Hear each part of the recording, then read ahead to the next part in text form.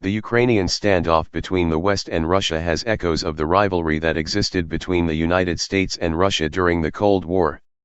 While the Ukrainian crisis officially started in 2014 when Russia illegally annexed Crimea, there has always been nostalgia to return to pre-1954 when Crimea was a part of the then Soviet Union. In a millennium-spanning treatise titled, The Historical Unity of Russians and Ukrainians, Putin insisted that the separation of Russia, Ukraine, and Belarus into separate states today is artificial, due largely to political mistakes during the Soviet period and, in the case of Ukraine, driven by a malevolent anti-Russia project supported by Washington since 2014. There is no doubt that Russia has managed to maintain some level of political, socio- and economic influence over Eastern European and Central European states that were once part of the Soviet Union. On the other hand, the West led by the US and the North Atlantic Treaty Organization, NATO, has tried to balance Russia's influence in both East and Central Europe by stationing troops in former Soviet bloc countries, a move Russia has viewed as a threat to its hegemonic role in the region. The question of whether Russia will invade Ukraine has been on the forefront of foreign policy analysts. However, it looks like Vladimir Putin is still the only person who can answer that. Several military artillery has been placed on Russia's shared border with Ukraine as well as in Russia-annexed Crimea and Belarus, a close ally of Russia and northern neighbor of Ukraine. In 2014, there was little to no reaction when Putin annexed Crimea. Then US President Obama had warned that there will be costs for Russia if it invaded any part of Ukraine, but the warning was later ratified to there will only be meaningful costs for Russia if it launches a second invasion, targeting some other part of Ukraine.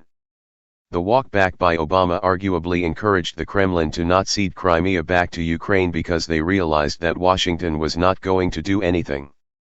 However, almost 8 years later the Kremlin is again trying to cement its hegemony over Ukraine while testing the extent to which it can maneuver without facing any consequences from Washington. Since the Cold War, the Kremlin has engaged in the risky game of chicken politics but maintains a five-fold strategic framework to guide or influence its military and foreign policy decisions. The strategic tiers are, 1. A trigger, 2. Local support, 3. Anticipated military reaction, 4. Technical feasibility, and 5. Relatively low anticipated political and economic costs. Russian leaders have systematically pushed the envelope to see how far they can go without facing direct consequences for their actions. This in part, has been a poker strategy that Russia assumes would undermine the West and NATO's influence and efficacy. The opposite, however, is true. The Kremlin's actions have served as an energizing factor for the organization's mandate. Denmark sent troops to the Baltic Sea against Russia, the Netherlands is moving fighter jets to Bulgaria, France has offered to put troops in Romania under the NATO command, and the US has put 8,500 troops on heightened alert in case they need to be deployed in Eastern Europe.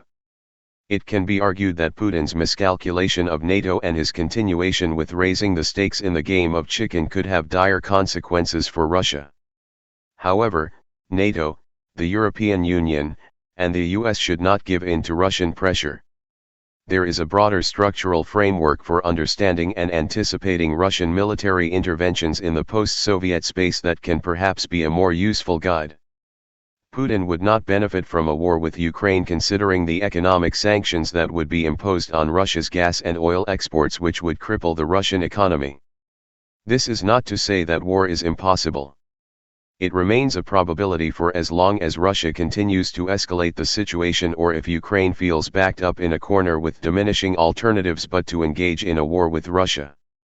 There is some consensus among political analysts that Putin's ultimate end goal is not to annex Ukraine but to stop NATO's expansion. The Russian Ministry of Foreign Affairs released a draft proposal on December 17, 2021 asking for a formal halt to NATO's eastern enlargement, a permanent freeze on further expansion of the alliance's military infrastructure, such as bases and weapons systems, in the former Soviet territory, an end to Western military assistance to Ukraine, and a ban on intermediate-range missiles in Europe. Thus Ukraine's possible NATO membership is to some extent a contributing factor to the rising tensions between Ukraine and Russia. In more ways than one, the crisis in Ukraine could also be labeled a proxy by the product of the tensions that have existed between the West and Russia since the Cold War. The chances of Ukraine becoming a member of the Atlantic Organization are at this period very low due to the NATO member states' lack of consensus on the matter. While at this moment, Ukraine is not a member of the alliance, NATO's mission is to defend all free states of Europe from external threats. That also means any possible Russian aggression toward Ukraine would result in NATO and Russia going head-to-head. Additionally, it would be a miscarriage of NATO's mandate to turn away a European government whose self-determination and security are being threatened by its neighbor even if that said government is not part of the alliance. Russia's geopolitical imperatives, which frame all manners of Moscow's decision-making, will determine the Kremlin's next move. For instance, Moscow was willing to go to war in Georgia in 2008 and subsequently in Ukraine in 2014 to stop NATO's spreading influence in the former Soviet sphere of influence. In this case, even though the odds are against a possible military confrontation, it does not dismiss other alternative forms of engagement to cripple Ukraine that Russia might use. The Kremlin has been known to resort to non-conventional methods of statecraft, for instance propaganda, spreading misinformation, and the use of cyber attacks. There is still room for the crisis to de-escalate from a military confrontation through diplomacy. However, diplomacy would be successful if Russia's demands of December 17, 2021, mentioned above, are acknowledged as possible concessions. That would entail Ukraine's wishes of one day joining NATO being dismissed in favor of de-escalation to the current crisis. On the other hand, Ukraine would also seek some guarantees against future Russian aggression.